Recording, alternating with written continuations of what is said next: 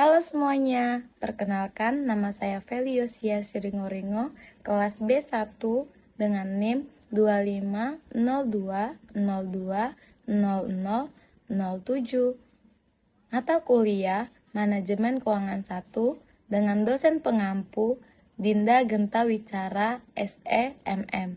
Di sini saya akan menjelaskan konsep dasar likuiditas, solvabilitas, rentabilitas. Likuiditas perusahaan, apa kegunaan rasio likuiditas? Rasio likuiditas digunakan untuk mengukur kemampuan perusahaan untuk memenuhi kewajiban lancarnya dengan aktiva lancar. Sebuah perusahaan dapat dikatakan liquid atau sesuai dengan standar likuiditas perusahaan jika mampu membayar semua kewajiban jangka pendeknya dengan aktiva lancar yang dimilikinya. Bagaimana jika perusahaan tidak mampu? Maka perusahaan dikatakan illiquid. Secara umum, terdapat dua macam likuiditas, yaitu likuiditas badan usaha dan likuiditas perusahaan. Disebut likuiditas badan usaha apabila kemampuan membayar tersebut dihubungkan dengan kewajiban dengan pihak kreditur atau pihak luar disebut likuiditas perusahaan. Apabila kemampuan membayar tersebut dihubungkan dengan kewajiban finansial untuk menyelenggarakan proses produksi. Sekarang, mari kita mempelajari cara menghitung rasio likuiditas, yaitu dengan current ratio dan asset atau quick ratio. Current ratio yaitu perbandingan jumlah aktiva lancar dengan hutang lancar. Gunanya untuk mengetahui kemampuan perusahaan membayar hutang lancarnya. Perusahaan yang bukan perusahaan kredit, bila perbandingan current rasionya kurang dari 2:1, maka dianggap kurang baik. Kenapa? Sebab bila aktiva lancarnya mengalami penurunan, maka jumlah aktivanya tidak cukup untuk menutup utang lancar. Rumus current ratio sama dengan aktiva lancar dibagi kewajiban lancar. Selanjutnya, saya akan membahas tentang rasio solvabilitas. Solvabilitas suatu perusahaan menunjukkan kemampuan perusahaan untuk memenuhi kewajiban finansialnya baik jangka pendek maupun jangka panjang apabila sekiranya perusahaan dilikuidasi. Suatu perusahaan yang solvable berarti bahwa perusahaan tersebut mempunyai aktiva atau kekayaan yang cukup untuk membayar semua utang-utangnya. Begitu pula sebaliknya, perusahaan yang tidak mempunyai kekayaan yang cukup untuk membayar utang-utangnya disebut perusahaan yang insolvable. Shafri menyatakan bahwa rasio solvabilitas adalah rasio yang menggambarkan kemampuan perusahaan dalam membayar kewajiban jangka panjangnya atau kewajiban-kewajibannya apabila perusahaan dilikuidasi. Jenis-jenis rasio solvabilitas. Rasio solvabilitas antara lain 1. Rasio utang modal atau debt to equity ratio. Rasio utang modal menggambarkan sampai sejauh mana modal pemilik dapat menutupi utang-utangnya kepada pihak luar dan merupakan rasio yang mengukur hingga sejauh mana perusahaan dibiayai dari hutang. Rasio ini disebut juga rasio leverage. Rasio leverage merupakan rasio untuk mengukur seberapa bagus struktur permodalan perusahaan. Struktur permodalan merupakan pendanaan permanen yang terdiri dari utang jangka panjang, saham preferen, dan modal pemegang saham. Struktur modal adalah pembelanjaan permanen di mana mencerminkan pengimbangan antar hutang jangka panjang dan modal sendiri. Modal sendiri adalah modal yang berasal dari perusahaan itu sendiri, atau cadangan, laba, atau berasal dari mengambil bagian peserta atau pemilik, atau modal saham, modal peserta, dan lain-lain. Jadi, dapat disimpulkan bahwa debt to equity ratio merupakan perbandingan antara total hutang atau hutang lancar dan hutang jangka panjang dan modal yang menunjukkan kewajiban perusahaan untuk memenuhi kewajibannya. dengan menggunakan modal yang ada. Rasio hutang modal dihitung dengan formula debt to equity rasional sama dengan total hutang dibagi modal atau equity rasio hutang modal. Menurut Shafri, semakin kecil rasio hutang modal, maka semakin baik dan untuk keamanan pihak luar rasio terbaik jika jumlah modal lebih besar dari jumlah hutang atau minimal sama. 2. Total aset to total debt ratio atau debt ratio. Rasio ini merupakan perbandingan antara total hutang dengan total aktiva. Sehingga rasio ini menunjukkan sejauh mana hutang dapat ditutupi oleh aktiva. Menurut Sawir, debt ratio merupakan rasio yang memperlihatkan proporsi antara kewajiban yang dimiliki dan seluruh kekayaan yang dimiliki. Rasio ini dihitung dengan rumus debt ratio sama dengan total hutang atau total aktiva. Apabila debt ratio semakin tinggi sementara proporsi total aktiva tidak berubah, maka hutang yang dimiliki perusahaan semakin besar. Total hutang semakin besar berarti rasio finansial atau rasio kegagalan perusahaan untuk mengembalikan pinjaman semakin tinggi. Dan sebaliknya, apabila debt ratio semakin kecil, maka hutang yang dimiliki perusahaan juga akan semakin kecil. Dan ini berarti risiko finansial perusahaan mengembalikan pinjaman juga semakin kecil. 3. Times interest earned. Time interest earned merupakan perbandingan antara laba bersih sebelum bunga dan pajak dengan beban bunga dan merupakan rasio yang mencerminkan besarnya jaminan keuangan untuk membayar bunga utang jangka panjang.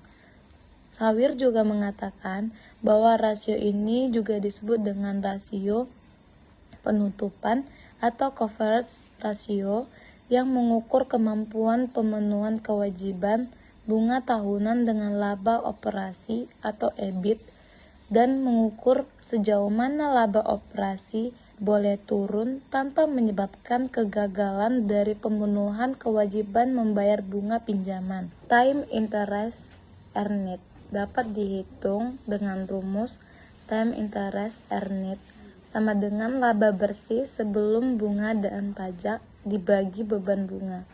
Jadi, rasio solvabilitas merupakan kemampuan perusahaan untuk memenuhi semua kewajibannya, untuk melunasi seluruh utangnya yang ada dengan menggunakan seluruh aset yang dimilikinya apabila sekiranya perusahaan dilikuidasi.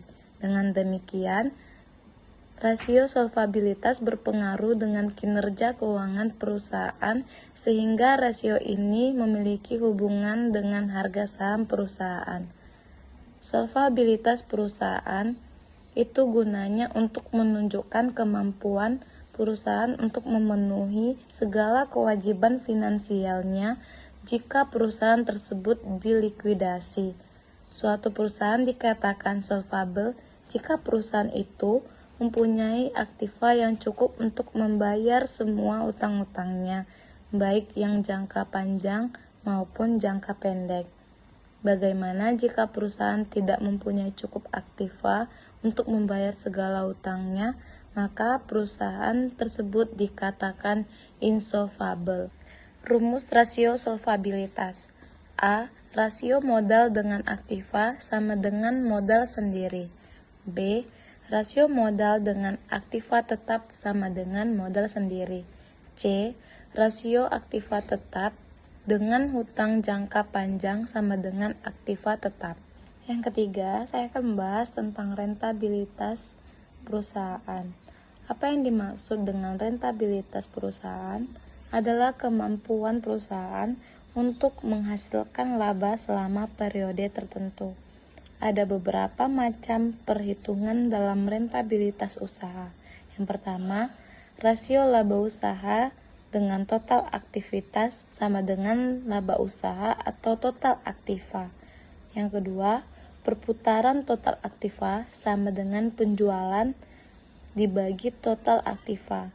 Yang ketiga, gross margin ratio sama dengan laba kotor dibagi penjualan. Yang keempat, net margin ratio sama dengan laba bersih dibagi penjualan.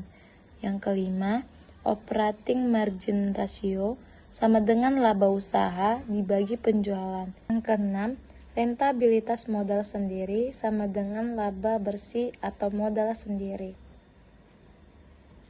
Jadi, dapat disimpulkan bahwa masalah likuiditas adalah berhubungan dengan masalah kemampuan suatu perusahaan untuk memenuhi kewajiban finansialnya yang segera harus dipenuhi, jumlah alat-alat pembayaran atau alat-alat likuid yang dimiliki oleh suatu perusahaan pada saat tertentu merupakan kekuatan membayar dari perusahaan yang bersangkutan.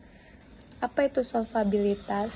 Solvabilitas suatu perusahaan menunjukkan kemampuan perusahaan untuk memenuhi segala kewajiban finansialnya apabila sekiranya perusahaan tersebut pada saat itu dilikuidasikan. Lalu apakah jika suatu perusahaan dilikuidasikan, apakah kekayaan yang dimiliki perusahaan tersebut cukup untuk memenuhi semua utang-utangnya?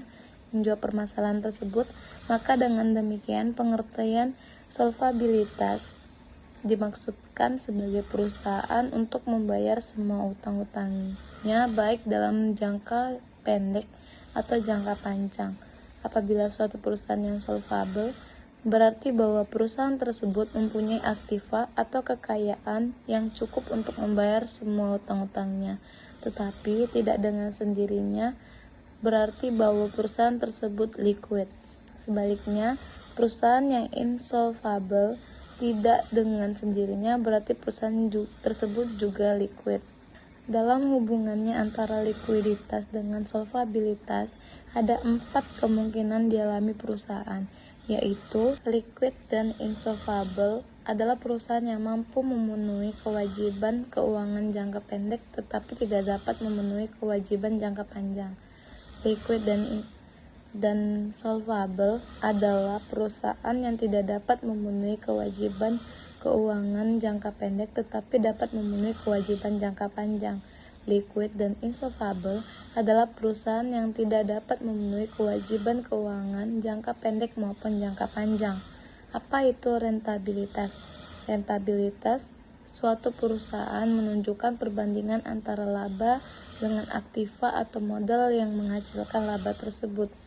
Jadi dapat dikatakan bahwa rentabilitas adalah kemampuan suatu perusahaan untuk menghasilkan laba selama periode tertentu.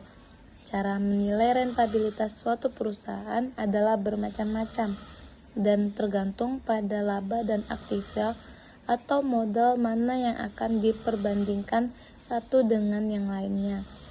Dengan adanya bermacam-macam dan penilaian rentabilitas suatu perusahaan, maka tidak mengherankan jika perhitungan rentabilitas perusahaan berbeda-beda. Yang utama adalah rentabilitas mana yang digunakan sebagai alat pengukur efisiensi penggunaan modal dalam perusahaan yang bersangkutan. Rentabilitas ekonomi adalah perbandingan antara laba usaha dengan modal sendiri dengan modal asing yang digunakan untuk menghasilkan laba tersebut dan dinyatakan dengan presentase. Maka dari itu pengertian rentabilitas ekonomi sering dipergunakan untuk mengukur efisiensi penggunaan modal di dalam suatu perusahaan. Laba yang diperhitungkan adalah semua laba yang dihasilkan oleh modal yang dipergunakan. Dalam menghadapi kasus bagaimana tingkat rentabilitas dapat dipertinggi, maka perlu diketahui ada 2 faktor yang mempengaruhinya, yaitu A. Profit margin, yaitu perbandingan antara net operating income dengan net sales. B. Turnover of operating asset, yaitu kecepatan berputarnya operating asset dalam suatu periode tertentu. Rentabilitas modal sendiri adalah perbandingan antara jumlah laba yang tersedia bagi pemilik modal sendiri di satu pihak dengan jumlah modal sendiri yang menghasilkan laba tersebut di lain pihak.